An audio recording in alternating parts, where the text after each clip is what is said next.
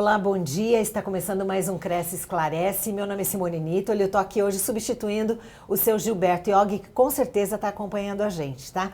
O programa de hoje vai discutir um assunto muito interessante e muito importante para você, corretor, que é tudo o que você precisa saber sobre o novo Código de Processo Civil que entrou em vigor no último dia 18 de março. Aqui ao meu lado está o advogado, o Dr. Rodrigo de Maio, que vai explicar para a gente detalhes, então, do novo Código de Processo Civil.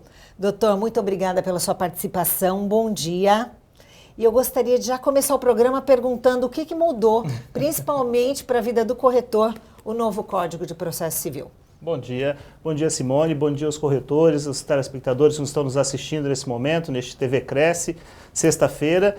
E, de fato, o novo Código de Processo Civil trouxe aí algumas alterações significativas para toda a sociedade civil, e em especial também para o mercado imobiliário. E dentre elas podemos destacar que houve a desconsideração da personalidade jurídica, que pode acarretar a incorporadora e as construtoras. Temos a citação, né, dentro do processo, que agora pode ser a citação válida para aquelas pessoas que moram em condomínios ou loteamentos com controle de acesso, sendo recepcionado pelo funcionário. Então, agora, a partir de agora, é uma citação válida também. O que significa isso? Traduz para a gente, Vou doutor. traduzir. O que ocorre? Antigamente, a citação, para ela ser válida, somente a pessoa tinha que receber a citação do oficial de justiça. Tá. Então, o novo Código de Processo Civil hoje trouxe a possibilidade de que, se houver dentro de um condomínio ou dentro de um loteamento em que haja o controle de acesso e o funcionário assine, né, a recepção da citação por oficial de justiça ou pelos correios, então é caracterizado como uma citação válida. Mas é complicado isso, né, doutor? Porque, de repente, o porteiro do seu condomínio recebeu a citação das mãos do oficial de justiça e, de repente, perdeu o documento, não entregou para a pessoa. E aí? Como é que fica?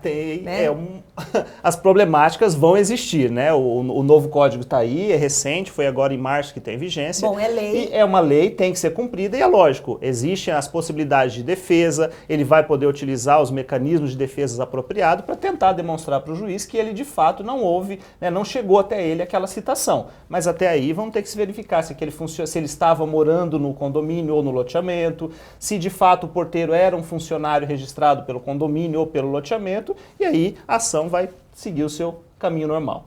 Em relação às construtoras que o senhor falou no início, o que mudou? A desconsideração da personalidade jurídica. O que significa isso? Significa o quê? Se a empresa, se a construtora ou incorporadora tiver uma dívida e a empresa não puder honrar com seus compromissos com seus fornecedores, os credores, pode então haver a desconsideração da personalidade jurídica, que significa o quê? Que passa a atingir o patrimônio dos sócios ou dos administradores dessa empresa e não ficar só restrita ao patrimônio da pessoa jurídica em si. Então, nesse caso das incorporadoras, das construtoras, no caso de uma empresa quebrou, os bens físicos de pessoa física entram para acertar essas dívidas. Poderá entrar no processo, sim, pela desconsideração da personalidade jurídica. Agora, doutor, eu gostaria de entrar num assunto específico para o corretor de imóveis. Vamos falar um pouquinho sobre a fraude à execução, que o Código de Processo Civil mexeu nessa questão, né? Perfeito. Explica pra gente o que é isso, Vamos por favor. Lá. Só antes da gente adentrar o assunto de fraude à execução, que é bastante interessante para todo corretor de imóveis, retornando à possibilidade anterior também das inovações que trouxe do novo Código Civil, uma possibilidade bastante ampla também e é de conhecimento para o corretor de imóveis, é a usucapião extrajudicial, né? Que antigamente a usucapião ela só poderia ser requerida via judicial.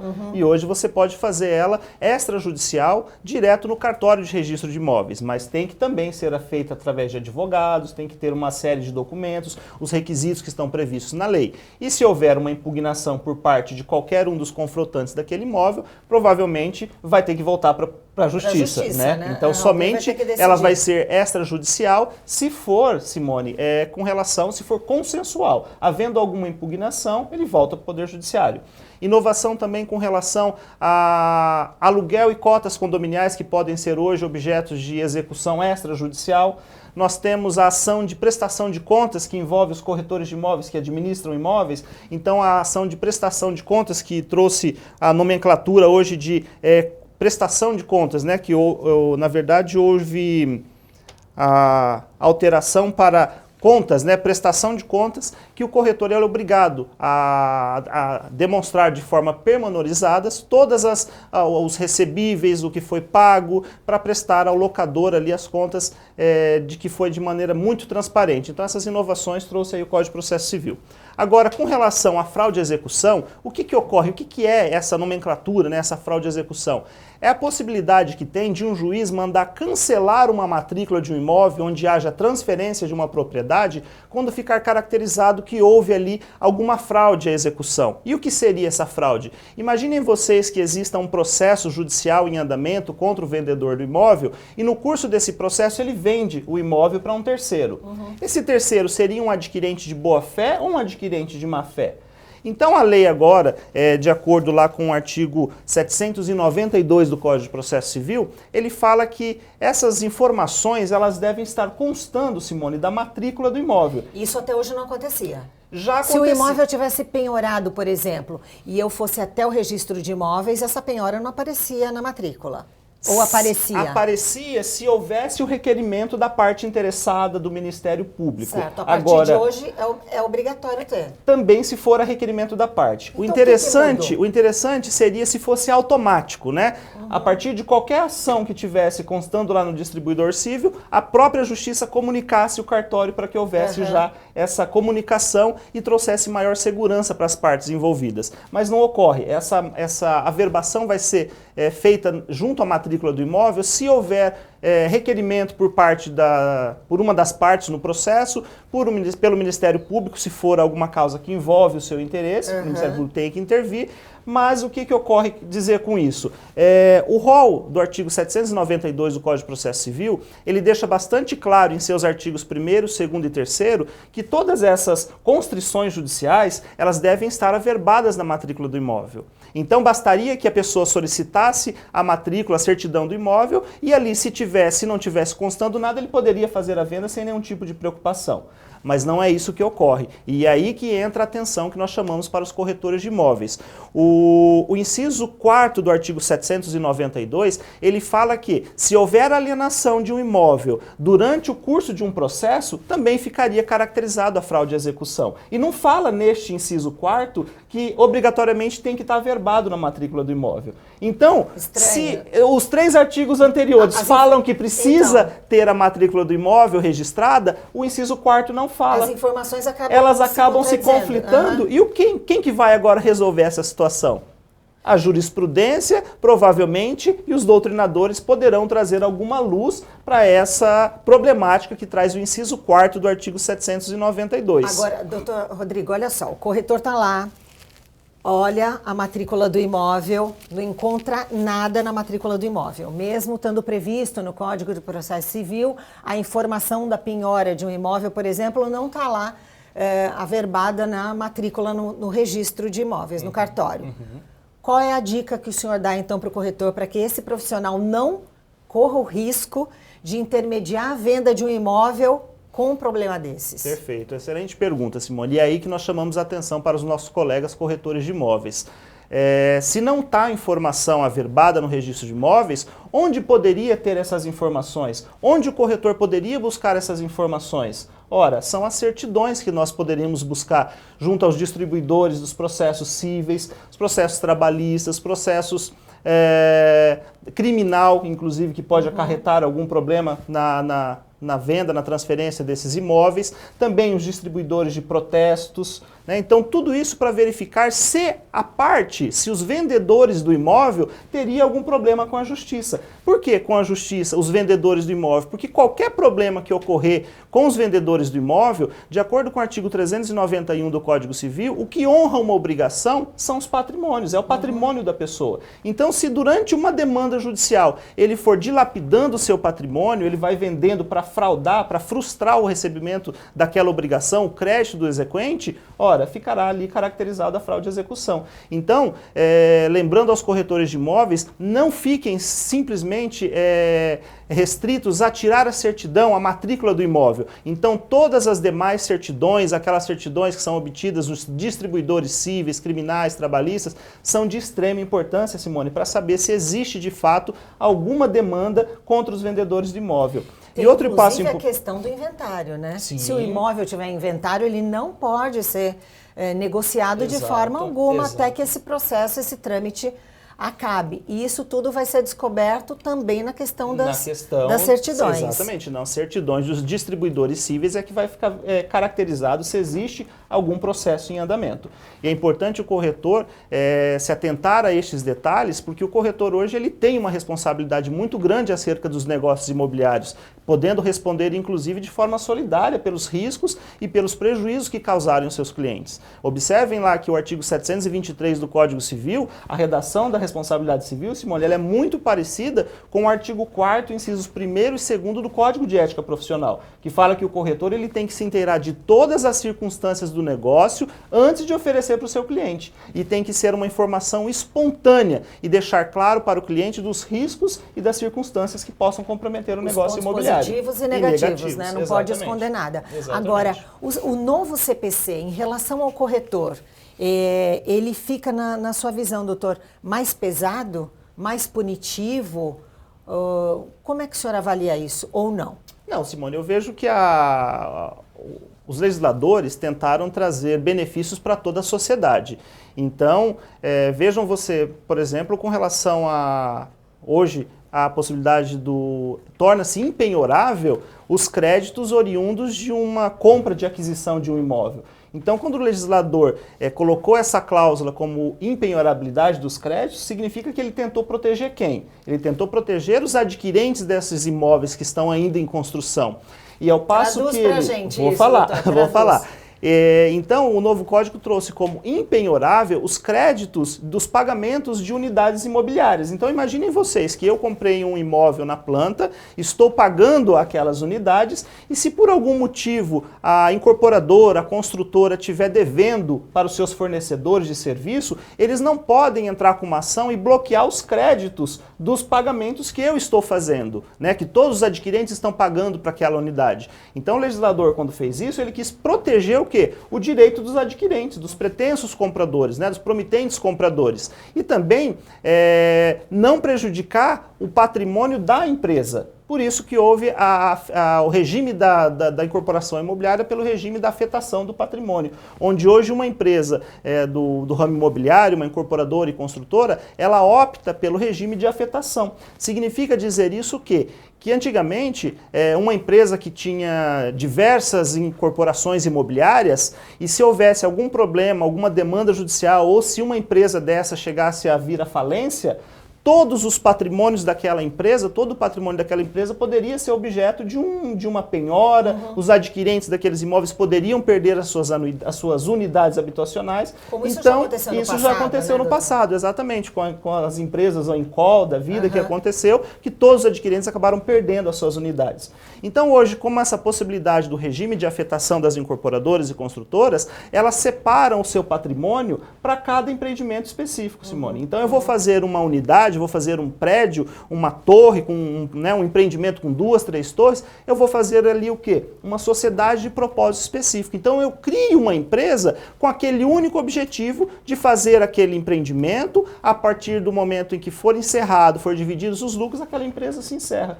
Então, isso vai trazer benefícios próprio, né? Para cada empreendimento. Exatamente, exatamente. Então eu tenho um CNPJ para cada empreendimento. Então, se houver ali algum problema com relação a um determinado empreendimento, ou se houver uma falência ou algum problema com a empresa em si, não vai atingir o patrimônio daquele CNPJ específico, e sim da empresa como uma holding, um grupo empresarial, né? Então vai sempre direto na empresa e não pegar aquele imóvel específico. As pessoas acabam se sentindo mais protegidas, assim, sim, né? Sim, com certeza. E a proteção é mais real mesmo, né? Palpável. Real. Sim. Doutor, qual a diferença entre as certidões de ações reais, ações pessoais, agora eu vou tentar ler esse nome, rei persecutórias e ônus reais. Perfeito, Acertei o nome perfeito. aqui, mas é difícil. É isso aí mesmo, Simone. Essas ações, o que ocorre? É justamente para que não caracterize uma fraude de execução. Então, as ações que são reais é tudo que envolve, Simone, alguma restrição, alguma limitação, alguma modificação ou alteração no imóvel em si. Né, que é o direito real. Então, todos os direitos reais estão elencados lá no artigo 1225 do Código Civil. Dentre eles, nós temos a propriedade, a superfície, o usufruto, penhor, a hipoteca, anticrese, as servidões. Então, todos esses são direitos reais de garantia. Então, tudo que afeta esses direitos reais, obrigatoriamente tem que estar previstos lá no registro do imóvel. Então, se um imóvel foi dado como doação para o filho com cláusula de usufruto, obrigatoriamente tem que estar marcado lá no registro de imóveis. Então, a pessoa que for adquirir esse imóvel, tirando a certidão imobiliária, ele vai saber que existe aquela constrição, que existe aquela limitação na propriedade. Então, essas são as ações e certidões reais de ônus reais com relação ao imóvel. E já as ações pessoais e repersecutórias, como você disse, como o próprio nome diz, são as ações da própria pessoa e não do imóvel em si. Então essas ações envolvem quem? Os vendedores do imóvel. Se o vendedor do imóvel for possuidor de uma empresa, eu também tenho que tirar as certidões da empresa para verificar se ela não está com nenhum problema na área trabalhista, se ela não está com problema devendo para o INSS ou coisa parecida. Então são as ações repersecutórias que podem o quê? Não é o objeto o imóvel em si, mas as demandas que podem acarretar, que podem acontecer com as partes envolvidas, geralmente os vendedores do imóvel, e que ao final dessa demanda, se for uma ação procedente, poderá vir uma certidão, uma ação de execução, e essa ação de execução poderá atingir aquele imóvel, né? Porque lembrando que toda obrigação hoje, o que honra uma obrigação é o patrimônio que a pessoa tem. E o que é o bem de família e se ele pode ser penhorado? Ótimo, Simone. O bem de família, ele foi instituído no ano de 90 pela Lei 8.009. E ele fala que se o devedor tiver um único imóvel e ele morar ali como sua residência, comprovando que é o seu único imóvel, aquele imóvel não poderá ser penhorado por qualquer tipo de dívida, né? Mas nós temos algumas exceções na lei, Simone. No mesmo tempo que o artigo 1º trouxe que ele é impenhorável, o imóvel, ele traz as exceções no seu artigo 3º. Então nós podemos ter sim um imóvel bem de família, ainda que seja o único imóvel desse devedor, ele poderá vir a penhora se, por exemplo, o crédito a ser exequente, a ser cumprido aquela execução, for com relação à pensão alimentícia, se for com relação a dívidas fiscais, IPTU. Trabalhistas também, doutor? Caiu fora a trabalhista. Caiu fora. Não tem mais. Não tem mais a trabalhista. Será que ficam as ações que estavam em trâmite de pessoas com um imóvel? Eu não sei se o senhor tem essa resposta assim de bate-pronto, mas ações que estavam correndo na justiça de pessoas com problemas trabalhistas, mas era o único imóvel e essas pessoas, assim, à beira de perder essa propriedade. Isso cai por terra com o novo código? Simone, vai, provavelmente, quando o novo código entra em vigor, ele traz ali alguns artigos que ele traz influência com relação às ações que estavam em andamento, que eu sigo o código anterior, e as ações, quando em vigência com o novo código, a partir das ações que passam a entrar depois da vigência do código, é que a gente entra com a modalidade do novo código. Porque a trabalhista entrava nessa questão, com as ações que já estavam em andamento, elas continuam porque era a regra ainda do código anterior. Certo, então, pensão, IPTU, dívidas fiscais, créditos alimentícios, né, pensão alimentícias. Nós temos também a possibilidade da hipoteca, em caso de hipoteca também. E se houver uma condenação criminal, onde cause algum dano àquele prejuízo, uma ação criminal também pode ser objeto de uma execução e penhora, ainda que seja o único imóvel da família. Doutor, olhando o novo Código de Processo Civil, o senhor acha que ele trouxe vantagens para o corretor? Para o trabalho do corretor, para o mercado imobiliário? Como é que o senhor analisa, assim, de uma forma ampla, esse novo código? Simone, ele foi bastante estudado, esse código, um projeto que foi estudado por vários legisladores, pessoas com grande conhecimento na área processualista, e ele trouxe de fato alterações que sim, penso eu que trouxe bastante benefícios para os operadores do direito e para toda a sociedade civil como um todo, trazendo regras que afetam as pessoas em si, que afetam os operadores do direito, as empresas e as pessoas. Então, trouxe realmente uma grande vantagem para todo mundo. E cada um com a sua responsabilidade. Cada um com a sua responsabilidade, né, é lógico. Algum problema vai ter, o código é novo, então provavelmente algumas situações vão acabar sendo resolvidas pelos doutrinadores e pelas jurisprudências, que inclusive ficou aí como caracterizado também com o novo Código Civil, que os tribunais, né, os juízes de primeira classe hoje, eles têm que seguir as orientações dadas em jurisprudências pelos tribunais superiores, Simone. Ah, é? Isso. Então eles devem seguir as orientações dos tribunais superiores, as súmulas, né, do Superior Tribunal de Justiça, as jurisprudências do Tribunal de Justiça. Então, os juízes de primeiro grau terão que seguir essas ações. Porque imagine você que nós temos inúmeras ações idênticas de determinado assunto. Se cada um decidir de um jeito, há uma insegurança na nossa sociedade. Então, quando uma decisão ela é pacificada pelo Superior Tribunal de Justiça, como a exemplo voltada para o corretor de imóveis, como o Superior Tribunal de Justiça reconheceu a possibilidade do corretor poder cobrar os honorários em aquisição de imóvel na planta, então é permitido ao corretor cobrar do adquirente do imóvel,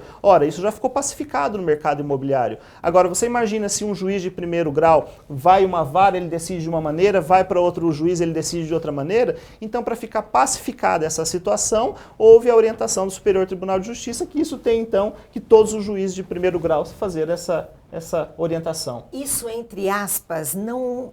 Eu não sei se a palavra correta é essa, mas, entre aspas, não regulamenta a atividade? Sim. Porque se todos os juízes seguem uma determinação, né, que foi, em última instância, já foi uma decisão assumida e tudo mais, isso meio que rege a condução da categoria e das ações, não é isso, doutor? A partir do momento de uma decisão importante em todo o mercado imobiliário, que atinge todo o país, uma decisão como essa, ela vem a reconhecer a importância do trabalho do corretor de imóveis em todo o mercado imobiliário, né, deixando claro que ele pode sim receber dos compradores do imóvel, desde que ele deixe bastante claro ali, faça uma proposta, que os honorários dele estejam previstos dentro da proposta que foi apresentada para o cliente. Então, havendo dessa maneira, não tem nenhum problema. Agora, o senhor falou em relação às ações trabalhistas, né? Que no código anterior as pessoas com problemas trabalhistas perdiam o imóvel, mesmo que fosse o único bem da família, que agora, com o novo CPC, isso mudou. Aí eu fico pensando para o corretor que está acompanhando a gente, isso não significa que ele não deva levantar todas as ações trabalhistas desse proprietário que está vendendo o imóvel, não é isso, doutor? Exatamente. Ele deve continuar com certeza. A cautela do corretor é ir, né, fazer essa pesquisa dessas certidões, principalmente se ele tiver, se os vendedores daquele imóvel for dono de alguma empresa. Né? Nós temos conhecimento de que a pessoa, às vezes, muito embora agindo de má fé, declara no contrato que ele não tem empresa. Né? E ele declara sob as penas da lei que ele não tem empresa, quando de fato ele é empresário, a empresa já está em processo de falência, já está com processo trabalhistas em face da empresa e ele só está querendo fazer o quê? Dilapidando o seu patrimônio pessoal com medo de vir o quê? Uma desconsideração da personalidade jurídica, ou seja, não vai atingir mais os bens somente da empresa e passarão para os bens dos administradores e dos sócios. E nessa situação, se ele vender o imóvel durante o curso processual, Simone, pode ficar caracterizada a fraude à execução e o juiz mandar cancelar a matrícula. Agora, eu ia perguntar para o senhor o seguinte, quando o corretor tem alguma dúvida em relação a isso, ele deve procurar ou ter como um livro de cabeceira o novo CPC? É fácil a leitura, porque eu estava olhando aqui, tem mais de 300 páginas esse livrinho aqui, 357. Muitas, muito mais. É fácil para o corretor, no caso de dúvida, abrir e ler as novas regras e se inteirar? O senhor também acha isso importante? Sim, Simone, eu acho importante, mas mais importante ainda que o Código de Processo Civil, penso eu, voltado para o corretor de imóveis, seria o Código de Ética Profissional. Tá? O Código de Ética Profissional ele define todas as obrigações que tem que ter o corretor de imóveis com relação ao seu órgão de classe, ao CRES, ao COFES, com relação aos colegas, parceiros de profissão e principalmente com relação ao seu cliente. O Código de Processo Civil, ele é uma doutrina formal voltada mais para o operador de direito, porque ele vai definir ali como que deve se portar o advogado diante de inúmeras ações judiciais. Então ele trouxe ali pacificando as regras processuais, né? Então ela é muito mais voltada para o operador do direito, para o advogado. Mas é uma leitura, não é uma leitura difícil, todo mundo tem acesso, na dúvida a gente pode procurar o dicionário, pode verificar ali, procurar no Google, procurar alguma outra informação complementar, mas é uma leitura fácil, todos têm acesso ao Código de Processo Civil, nós temos ele disponibilizado no site da Presidência da República, né, que é a lei que foi editada, então todos têm acesso e é uma linguagem fácil. Lógico, aquelas linguagens que são mais jurídicas, na dúvida, pode consultar aí o dicionário, consultar o próprio advogado, tendo alguma dúvida, mas é uma leitura fácil, assim, de fácil entendimento. Porque a responsabilidade do corretor, do profissional no mercado imobiliário é muito importante, né, doutor? Sim. Ele está ajudando as famílias a realizar um sonho, quem vai comprar um imóvel muitas vezes está colocando as economias de uma vida inteira ali. Por outro lado, o corretor ele precisa estar resguardado e ter todas as informações, porque como a gente comentou aqui, o seu Gilberto com certeza em outros programas, o corretor de imóveis não é a pessoa que está ali só naquele instante para fazer intermediação, apresentou o imóvel, fechou a negociação, etc. Ele pode ser responsabilizado caso alguma coisa no futuro aconteça com esse imóvel. Então, eu gostaria que o senhor dissesse rapidamente para o corretor o que todos esses cuidados, por que ele ter todos esses cuidados é tão importante? Porque a atuação dele deve ter um cuidado extremo para que ele não seja penalizado. Perfeito. E quais os tipos de penalização ele pode sofrer, né? No caso de um erro, de não ter levantado as certidões, etc. O corretor de imóveis, eu costumo sempre dizer que ele participa do sonho das pessoas, né? Do maior sonho, que é o sonho da casa própria. E eu sempre oriento que o corretor ele deve ter todas as cautelas para trazer o máximo de segurança para aquela negociação, trazer segurança para aquele que está vendendo, trazer segurança para aquele que está comprando. Porque se por um motivo ou outro, por uma imprudência, uma negligência, uma falta de cuidado do corretor, ele deixar de observar algumas dessas certidões e acarretar algum problema nessa negociação, a exemplo, uma fraude de execução, cancelamento de uma matrícula dessa, o corretor de imóveis pode ser responsabilizado civilmente, Simone. Então, você imagina um adquirente de boa-fé que comprou acreditando no corretor, confiou nas certidões que foram apresentadas, de repente o juiz manda cancelar uma matrícula do imóvel. De quem que ele vai buscar? Em cima de quem que ele vai tentar buscar o prejuízo? Ora, se ele foi dentro de uma imobiliária comprar aquele empreendimento, é porque ele buscava segurança. E se por um motivo ou outro não teve a segurança e aquele imóvel foi cancelado, a pessoa provavelmente vai para a justiça para ter o seu direito ressarcido. Então, sempre orientamos aos corretores a ter toda a cautela possível, levar ao cliente todas as informações necessárias e de forma espontânea e de todos os problemas que pode ter a negociação. E essas informações ela tem que ser espontânea. Isso está previsto no Código de Ética Profissional e também está previsto lá no artigo 723 do Código Civil. Então, o corretor de imóveis hoje, ele é uma pessoa de extrema importância para trazer segurança tanto para o comprador como para o vendedor. Mas se por um motivo ou outro ele deixar e causar um prejuízo a uma das partes, ele poderá ser responsabilizado na esfera civil. Então, por isso, todos os cuidados e principalmente com relação às certidões, né? As certidões civis, pessoais e também as ações reais que são lá no registro de imóveis, mas jamais deixando de obter as certidões pessoais dos vendedores do imóvel.